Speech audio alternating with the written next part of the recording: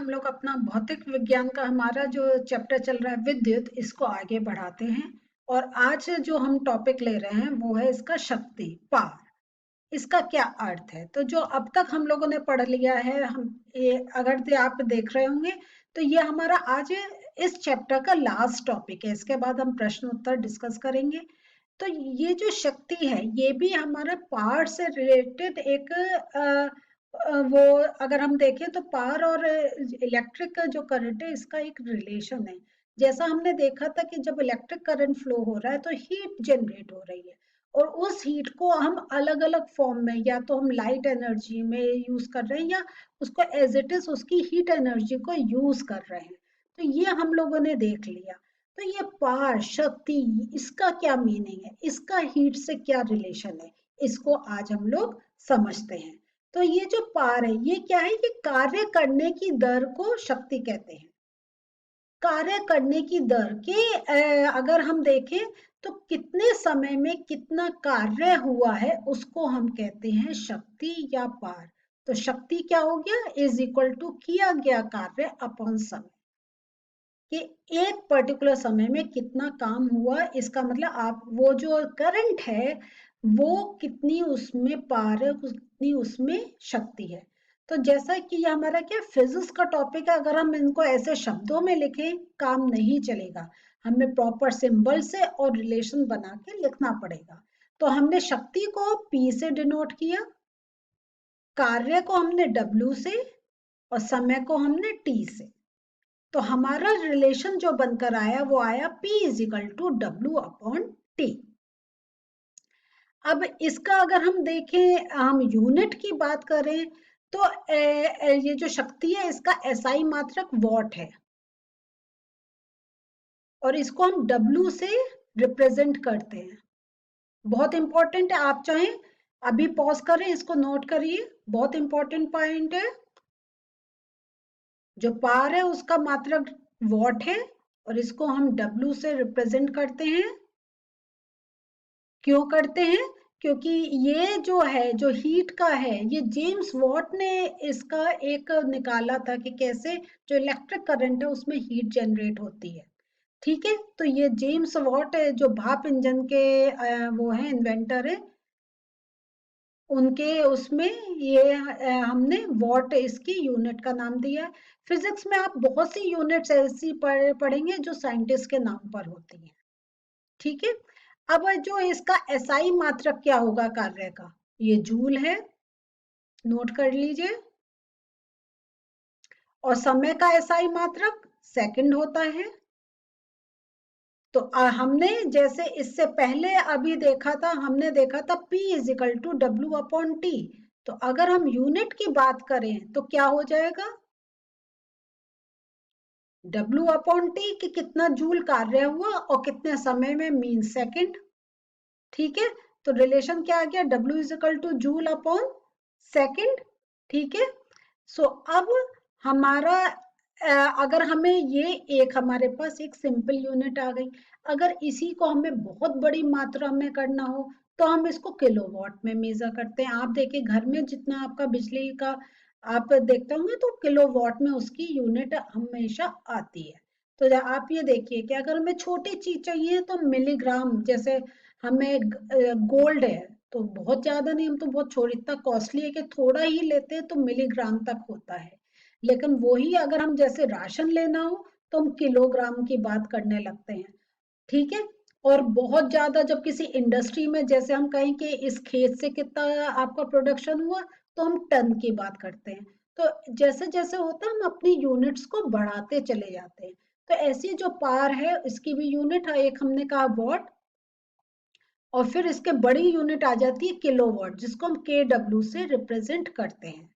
तो किलोवाट और वॉट का क्या रिलेशन है? 1 kilowatt is equal to 1000 watt. जैसा आपने देखा होगा कि हमने मीटर, सेंटीमीटर, किलोमीटर का रिलेशन करते हैं, है या नहीं है, कि 100 centimetre is equal to 1 metre. तो ऐसे रिलेशन निकालते हैं, या 1000 gram is equal to 1 kg। तो ये जो ऐसे हम लोग रिलेशन निकालते हैं, तो वॉट का भी हमने रिलेशन ऐसे निकाला, kilo watt is equal to 1000 watt. तो इसको अगर हमें ऐसे सिंबल्स के फॉर्म में लिखना हो तो 1 kW is equal to 1000 watt या W ऐसे भी लिख सकते हैं। अब हम थोड़ा सा इलेक्ट्रिक पावर के बारे में थोड़ा और समझते हैं। ये जो विद्युत ऊर्जा होती है, तो अगर हम देखें तो विद्युत ऊर्जा क्या है? ये एक ऊर्जा का ही एक प्रकार है, या अगर हम कहें तो विद्युत ऊर्जा जो है वो भी एक ऊर्जा का एक प्रकार है। अन्य जो ऊर्जा की तरह ये विद्युत भी किसी कार्य को करने में हमारे लिए सहायक होती है। और ये जो विद्युत धारा है, जब किसी कंडक्टर के थ्रू जब उसका फ्लो होता है तो वो कुछ कार्य करती है। तो ये एक बहुत, आप देखें, इंपॉर्टेंट पॉइंट है, लेकिन बिल्कुल सिंपल है कि हम इलेक्ट्रिक पावर मींस करंट की बात कर रहे हैं, इलेक्ट्रॉन्स फ्लो हो रहे हैं। तो ये अभी जो हमने कहा कि जब विद्युत धारा किसी चालक द्वारा प्रवाहित होती है तो किसी कंडक्टर के थ्रू ही तो इलेक्ट्रॉन्स फ्लो होंगे। अगर नॉन कंडक्टर है, सपोज जैसे प्लास्टिक है, तो उसके थ्रू नहीं फ्लो होंगे। तो कार्य कब करेगी? जब वो किसी चालक के द्वारा वो फ्लो होगी। बहुत ही एक ये जनरल कॉन्सेप्ट है, लेकिन क्वेश्चन पूछा जाता है तो आदमी सोचता है अरे ये क्या है। बिल्कुल सिंपल है कि फ्लो तभी होगी जब कोई कंडक्टर होगा। और जो विद्युत धारा के द्वारा जो कार्य होने की दर विद्युत शक्ति कहलाती है। तो ये हम लोगों ने अभी पढ़ा था, और इसको हम P से रिप्रेजेंट करते हैं। तो इलेक्ट्रिक पावर को हम P से दिखाते हैं। तो अब हमारा देखिए फिर से एक और रिलेशन आज हम लोग समझने जा रहे हैं। तो यहाँ देख रहे हैं हम P is equal to W upon T, ये हम लोगों ने सीख लिया। ठीक है, अब W जो है, W को हम V into I into T बोल सकते हैं, जो हम लोग पहले सीख चुके हैं कि पर्टिकुलर एक वोल्टेज पर कितनी करंट और कितने टाइम में जा रही है, वो हम उसका हमारे W की एक पावर आ जाती है, आती है या नहीं? तो W क्या है? कार्य। क्लियर हुआ? तो इस W की जगह हम क्या लिख सकते हैं? P is equal to V into I into T लिख सकते हैं, और अपॉन टी ये आ गया। क्लियर हुआ है ना? अब क्या है, तो इसकी यूनिट कितनी हो गई? ये जो है हमारा ये V into I into T क्या है? W की वैल्यू है, कार्य की वैल्यू है, तो उसकी यूनिट क्या हो गई? जूल पर सेकंड। तो अगर उसको ऐसे देखें तो जो हमारा कार्य जो है वो जूल, और ये टी नीचे इसका अपॉन सेकंड। तो हमारे जो, अगर हम पावर की यूनिट की बात करें तो हमारी हो गई जूल पर सेकंड। ठीक है, और जूल पर सेकंड को हम ऐसे भी लिख सकते हैं कि J, और इस सेकंड को अगर हम ऊपर लाएंगे तो हम S raise to the power -1 भी लिख सकते हैं। और ये जो रिलेशन है जूल पर सेकंड वाला, ये इसको हम एक सिंपल उसमें वॉट भी बोलते हैं। तो देखिए आप एक रिलेशन से कितनी चीजें आपने सीखी। P is equal to W upon T, work हमें मालूम है V into I into T. ठीक है, और वो जो वर्क की यूनिट होती है जूल, और ये पूरा वर्क का ही फॉर्मूला यहाँ पे रखा है, तो वो हो गई जूल उसकी यूनिट। और लेकिन पावर का जो हमारा फॉर्मूला है वो है W अपॉन टी। तो यहाँ पे पावर का अगर हमें यूनिट निकालनी हो तो हमारी हो जाएगी जूल पर सेकंड, और जूल पर सेकंड जो है वो वॉट भी हम उसको बोल सकते हैं, क्योंकि अभी हमने पढ़ा था पावर की यूनिट वॉट होती है। अगेन आपको कॉपी में नोट करने का है और इसको लिखकर याद करते जाइए। आगे हम लोग देखते हैं, अब हमारे पास पावर इज इक्वल टू आ गया V इंटू आई, मीन्स विद्युत शक्ति विभवांतर इंटू विद्युत धारा, ये हमें मालूम है। तो विभवांतर कितना हो गया? 1 वोल्ट, और विद्युत धारा 1 एम्पियर। तो 1 watt is equal to 1V into 1A, means V into A. तो अर्थात ये वह शक्ति है जिससे उस समय 1 एम्पियर विद्युत धारा उससे फ्लो होती है, तब उसमें से 1 वोल्ट का विभवांतर एक बनता है, और जिसके का वो विभवांतर बनने के कारण ही हमारा करंट का फ्लो होता है। तो देखिए हमने जो पहले पढ़ा था आपको याद होगा, मैं दोनों, एक में पानी ऊपर तक भरा है, एक में कम है, तो हम क्या करेंगे, अगर जो है तो उसमें से आपका पानी तब तक फ्लो होगा जब तक लेवल सेम नहीं हो जाए। तो सेम ऐसे जब विभवांतर होता है तभी करंट फ्लो होता है, जैसे एक वो मेंटेन रह सके, एक जो उसका वोल्टेज है वो मेंटेन रह सके। तो ये एक कॉन्सेप्ट हमने समझा।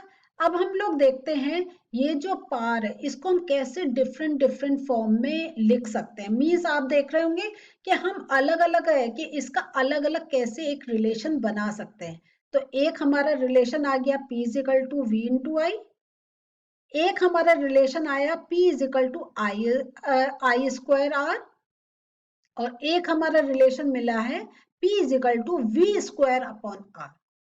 अब ये कैसे निकले हैं इसको हम आज समझते हैं।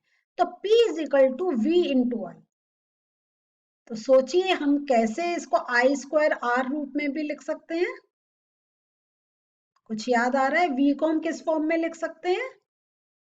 V is equal to I R. ठीक है, तो अब हमारा आई है तो हमारा क्या आ गया, P is equal to V की जगह आई आर। ठीक है, और ये आई आ गया तो दो आई हो गए, तो P is equal to I square R. Clear हुआ? तो एक हमारा रिलेशन ये आ गया P is equal to I square R. अब हम लोग इसको V स्क्वायर अपॉन आर कैसे लिख सकते हैं? कुछ याद आ रहा है? हिंट है यहीं पर। हाँ, तो अब हम लोग क्या कर सकते हैं, I को हम V अपॉन आर रूप में लिख सकते हैं। I is equal to V upon R, V is equal to I R, एक है हमारे पास रिलेशन ओम्स लॉ का। ठीक है, तो हम I is equal to V upon R लिख सकते हैं। तो अब हमारा I स्क्वायर है, तो इसका मतलब है V upon R whole square वाला फॉर्म कर दे, तो हमारा V अपॉन आर को हम दो बार लिख सकते हैं, V upon R into V upon R, और ये हमारा R पहले से हमारे रिलेशन में है। तो क्या हुआ, एक आर ये कैंसिल हो गए, तो हमारे रिलेशन क्या बना, P is equal to V square upon R. ये सारे आपके लिए बहुत इंपॉर्टेंट है क्योंकि इस पे न्यूमेरिकल्स आते हैं आपसे। तो पार आपको कभी आपको रेजिस्टेंस की वैल्यू दे सकते हैं, कभी करंट की दे सकते हैं, कभी आपको वोल्टेज V की दे सकते हैं। उस बेसिस पे आप इसका कैलकुलेशन आप जो है वो याद कर सकते हैं। तो ये मैंने इसलिए आपको बताया। तो ये सबसे पहले आप क्या करें, ये तीन रिलेशन जो मैंने ब्लॉक्स में दिखाए इनको नोट कर लें, और उसके बाद आप सोचें कि कैसे रिलेशन बना। तो आपको अपने आप V देख के हमेशा आप याद करें ओम्स लॉ को, V is equal to I R, और उससे रिलेशन निकालते चले जाइए। देखिए आपको 1 मिनट में याद हो जाएगा। तो ये हमने इस टाइप से, ये डिफरेंट है जो अगर हम कहें एक्सप्रेशंस ऑफ पावर हमने समझे। अब ये जो है विद्युत शक्ति के जो SI मात्रक है वो वॉट है, इसको हमने W से दिखाया। और इसका अगर हम वो करें, विद्युत ऊर्जा शक्ति तथा समय का गुणनफल है, तो इसलिए हम इसको वॉट आर भी कह सकते हैं, जिसको हम WH लिखते हैं। तो 1 घंटे में कितनी ऊर्जा, कितनी क्षय हुई है, वो हमारा वॉट आर से भी कैलकुलेट होता है। और ये किलोवाट आवर के रूप में भी हो सकता है, क्योंकि ज्यादा का अगर हमें कैलकुलेट करना है तो अगर हमें ये व्यवसाय, ये अगर हमें एक इंडस्ट्रियल रूप में अगर हमें इसका कंजम्पशन का निकालना है तो हम इसको किलोवाट आवर के उसमें कैलकुलेट करते हैं, क्योंकि बहुत ज्यादा हमें यूनिट चाहिए होती है।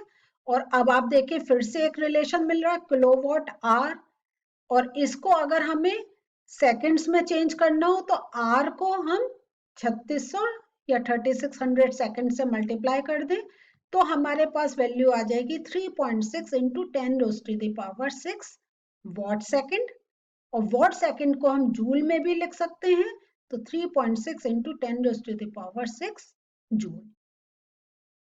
तो अगर इंडस्ट्रियल फॉर्म में देखें तो हमारी यूनिट हो जाती है किलोवाट आवर, और ये किलोवाट आवर को हम यूनिट भी कहते हैं। तो जो आपका बिजली का बिल आता है कि कितनी यूनिट आपकी बिजली खर्च हुई है उस पर्टिकुलर महीने में। वो कैसे कैलकुलेट होता है? वो इस प्रकार से, ठीक है, कि आपने 1 घंटे में किलोवाट कितनी यूज करी, और उससे हमारा होता है कि पूरे दिन में 24 घंटे में, और फिर वो कितने दिन, वो वैसे करके कैलकुलेट करके हमारा पूरा एक बिजली का बिल, इलेक्ट्रिसिटी बिल आता है। तो यही यहाँ पे जो मैंने बताया उसी को है कि बिजली के बिलों में यूनिट शब्द का उपयोग देखा जा सकता है। तो और जो आपका किलोवाट आवर, ये एक हम क्या है, प्राय यूनिट ही उसका एक माना जाता है। और ये इस प्रकार से हम ये कैलकुलेट करते हैं कि हमारे घर में जो विद्युत यूज हो रही है वो हम कैसे यूज कर रहे हैं, और अगर हमें उसे बचाना है तो कैसे हम कुछ घंटे, अगर काम की कोई लाइट नहीं चाहिए या पंखा नहीं चाहिए, नहीं चलाएं, तो हम जितने हमारी ये जो पावर की यूनिट होती है वो उतनी हम कम यूज कर सकते हैं। तो आज हम लोगों ने क्या पढ़ा? हमने मेन पावर का पढ़ा, कैसे उसका रिलेशन निकल कर आ रहा है, और किस प्रकार जो है कि जब हम बड़ी एक बिजली ज्यादा कहीं खपत हो रही है, तो वो हम उसका जो एक छोटा एक अगर हम कहें उसका जो मात्रक होता है वो यूनिट हो जाता है, और जो घर के बिल हमारे या हमारे फैक्ट्रीज में जो बिजली का बिल आता है उसमें होता है कितनी यूनिट आपने बिजली खर्च की है। तो कितने किलोवाट 1 घंटे में आपने यूज करी है, उसके से कैलकुलेट होता है कि आपने कितने इतने पर्टिकुलर कितने के दिन में कितनी आपने इलेक्ट्रिसिटी यूज की है। तो आज हम लोग सेशन अब यही एंड कर रहे हैं, और हमारा चैप्टर भी एंड हो रहा है। इसके बाद के जो 2 सेशंस हैं उसमें हम प्रश्न और उत्तर डिस्कस करेंगे। तो अगले सेशन के लिए तैयार हो जाइए, और ये जितना पढ़ा है उसको रिवाइज करिए। मिलते हैं अगले सेशन में। बाय।